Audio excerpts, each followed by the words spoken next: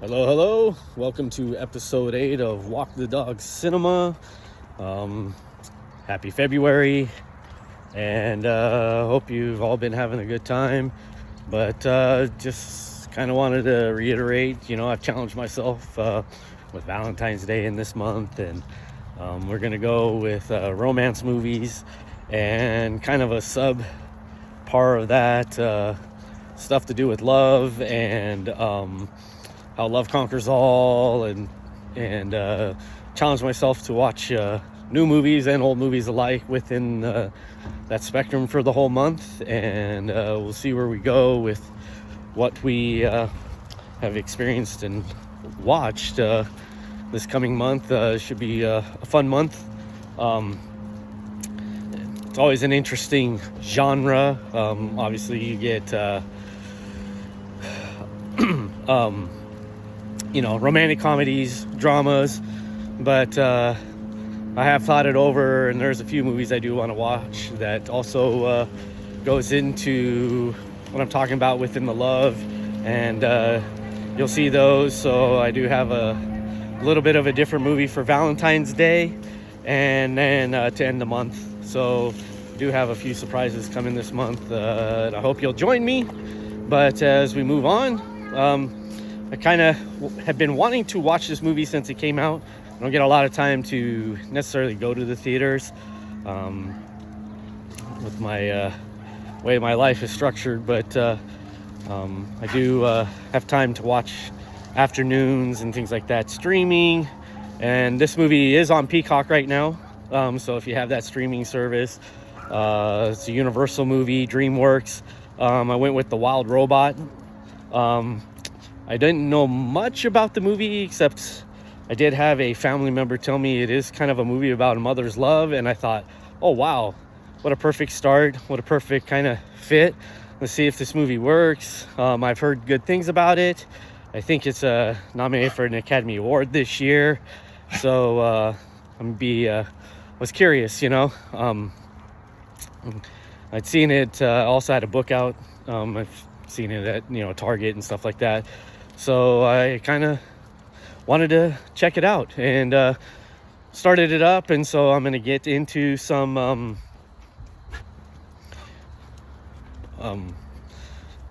things that was maybe spoilers, and if you've never seen it, stop it now so it doesn't ruin the movie for you. If you have or you don't care, continue on, and we'll go from there. And again, The Wild Robot, directed by and written by Chris Sanders. Chris Sanders wrote Lilo and Stitch. He was involved with the heyday of Disney with Aladdin and Beauty and the Beast and all of those things back in the day.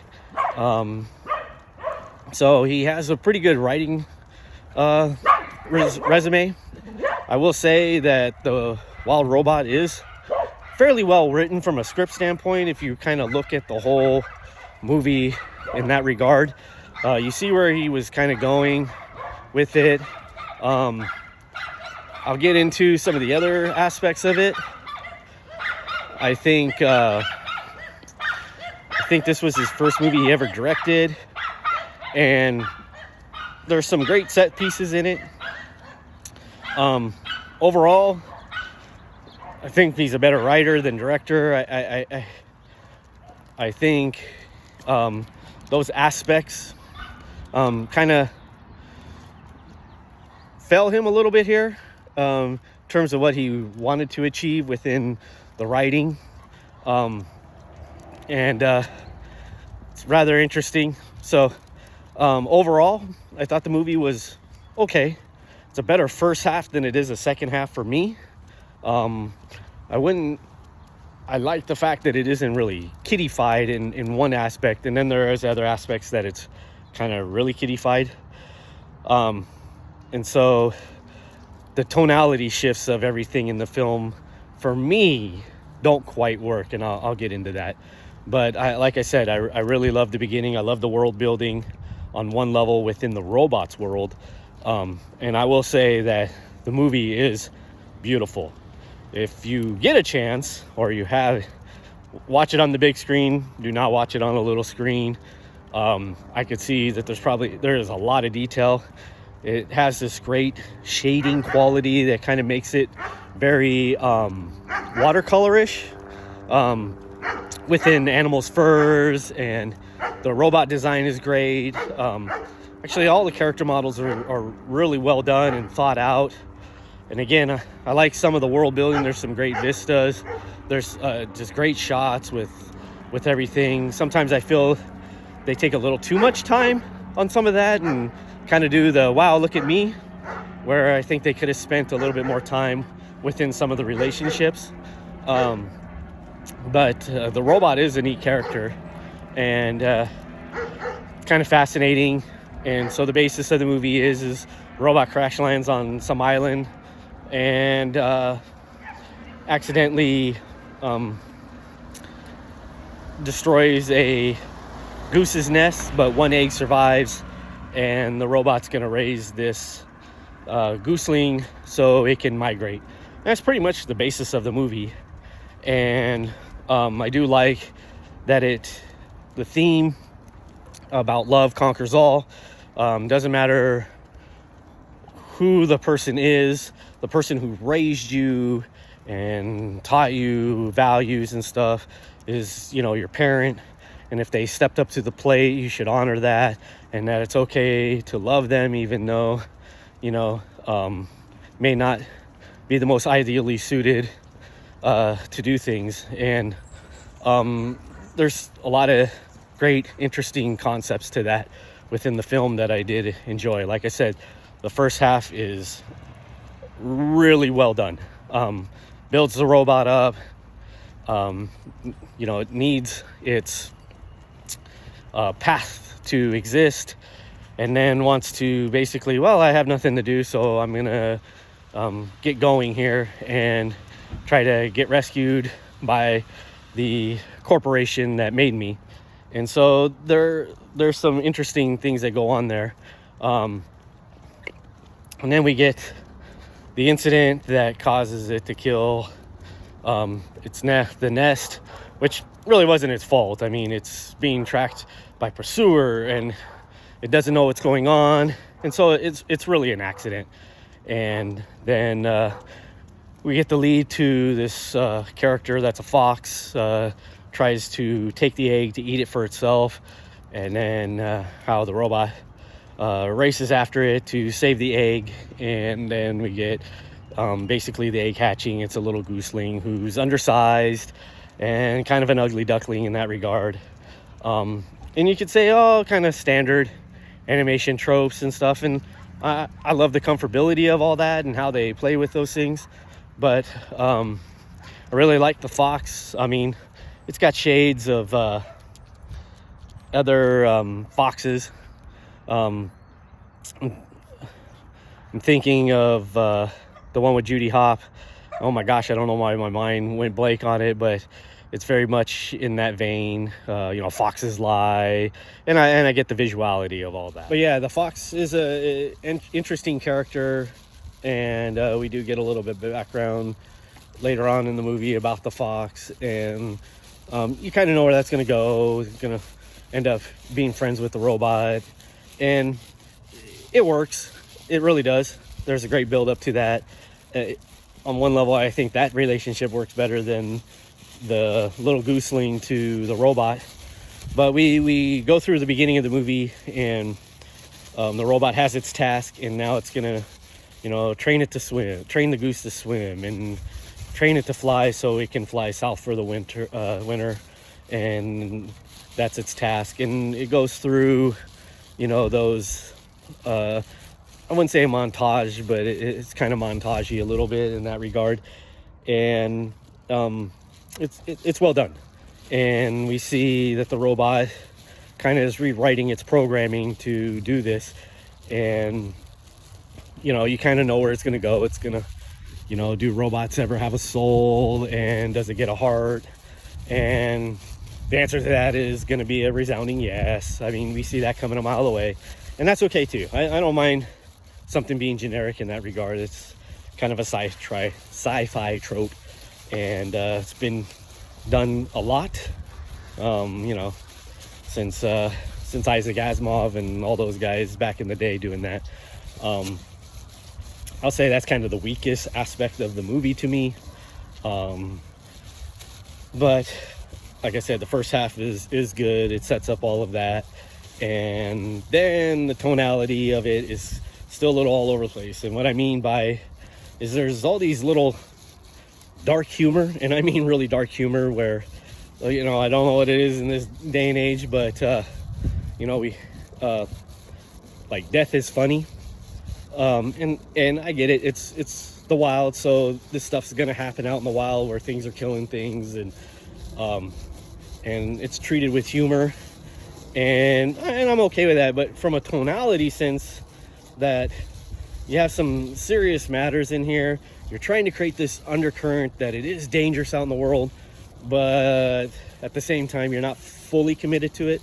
And so there's this kind of kiddie veneer over the movie that doesn't really institute itself well with the other themes of the movie. And so it just, tonality is kind of all over the place. And I get where they were going with it, but I just wish they would have committed a little bit more to one or the other and stuck to that. And so, because it pulls you out, it pulled me out of the movie and made me feel like I'm watching a movie. And some of the best animation makes you forget you're watching an animated movie, whether the physics of things are happening correctly or not. You know, you can do some interesting storytelling stuff within that medium. And I just, you know, I wish they kind of stuck with the tone a little bit more aggressively on one way or the other. That's just me, though. Mileage might vary on that one. So that's kind of one part that kept pulling me out. Then the second half, you know, we get where little Gooseling is gonna learn how to, he's swimming, he's kind of floundering, and people are making fun of him. And you see he's gone from little to growing up. And I don't know if it's kind of weird how it treated it, though. Like this was his first time doing it, but it wasn't. And maybe, you know, I'd love to see your comments about this. You know, I'm missing something. But the sequence to where he gets bullied, and then they kind of call his robot mom names, and you're a freak, and then his reaction to it, and I get it, he's supposed to be kind of like a teenager. It's all rather sudden, the shift of it, and again the tone of it just kind of comes out of left field. There's no real build to it, and so that didn't really resonate with me, especially someone who's raised teenagers already. And I get it, you're in a short movie, but instead of spending so much time on some of the how beautiful moments, you could have taken and literally cut 5 minutes out of doing some of that stuff and invested it in another little sequence somewhere to ensure that this scene kind of lands better to me. And then I wouldn't say the movie goes downhill completely, but for me, it just turns into an action movie.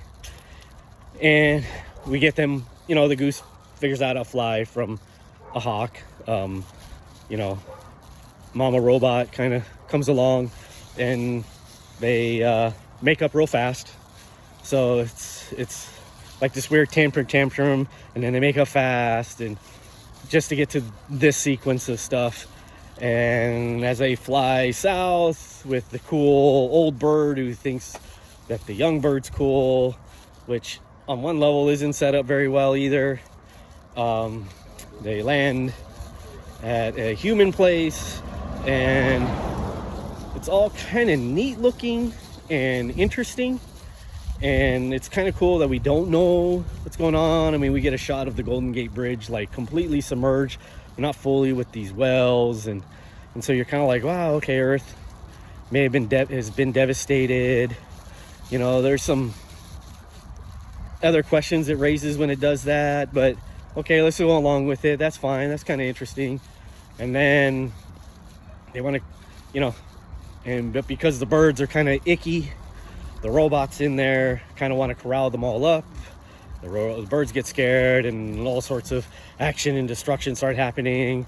And suddenly now there's like these killer shooter robots that are there to protect the colonization of people, just start to like murder the birds, you know, and we get this action sequence, and it's I don't know,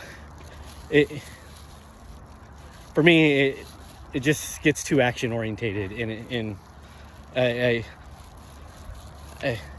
again, tonality, it's just kind of like, wow. And then we're into the humans are all bad, and just kind of, and you know, it's just kind of, to me, not thought out. I don't know if I'm missing it.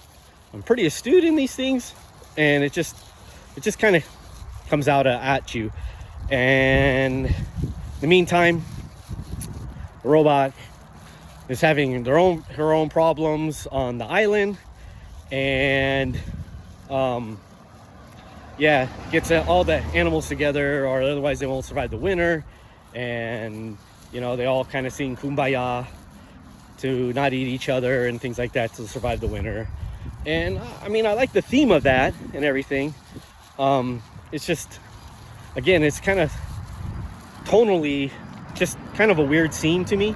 It shifts from just this kind of macabre, everybody's trying to eat each other and murder each other, to this kind of like literally sitting around a campfire singing kumbaya. And it's neither funny nor doesn't inherently resonate. It's kind of like too on the point, that sequence, you know. And it's like, thunk, here's the sledgehammer to your head, and this is the message, and okay, let's move on, you know.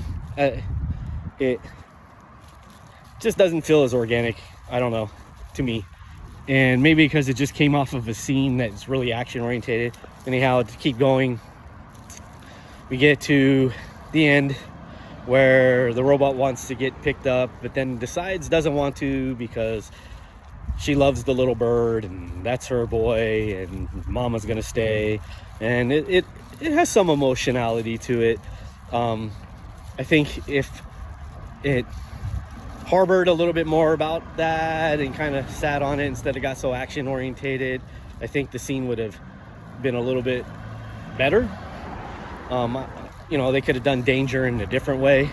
But then the human robots show up, not humans, but the human robots that are programmed come to collect their property, and we get this kind of deranged, villainous like robot that, well, we're gonna get you at all costs, and we're gonna murder everything in our path just to get you back because you're thinking outside the box. And again, tonally, you're kind of like, what? And they just go to town, like shooting everything up, but you're like, when you think about it, you're gonna destroy your robot shooting at it all like this. I don't know. It's just it just becomes an action movie in that sense. And you know, we get the fire and the animals come together and they save the day, which is great. But it's just kind of like, okay. And then the robot decides, well, out of all this, I'm gonna go back in civilization so they don't keep coming to destroy you. So I'll give it up. But don't worry, little bird, I won't give up my mind, because you can't take my mind from me. And then we get a scene shortly thereafter where the bird is migrating. It does fly in, sees the robot, and they snuggle and live happily ever after, so to speak, with this kind of new life, right? And it's cute. I wouldn't say it's I'd probably watch it again in a few years to see if I feel differently about it. I say check it out. You might get a different take than I do, obviously, but it was just okay. It had the makings to be excellent, and it just kind of failed a little bit. And the second half isn't as good as the first. So enjoy. Let me hear your comments down at the bottom, what you thought of this movie. I'd be curious to see, and I'll see you next time. If you like the material, please subscribe and join the community. Have a nice one, everyone.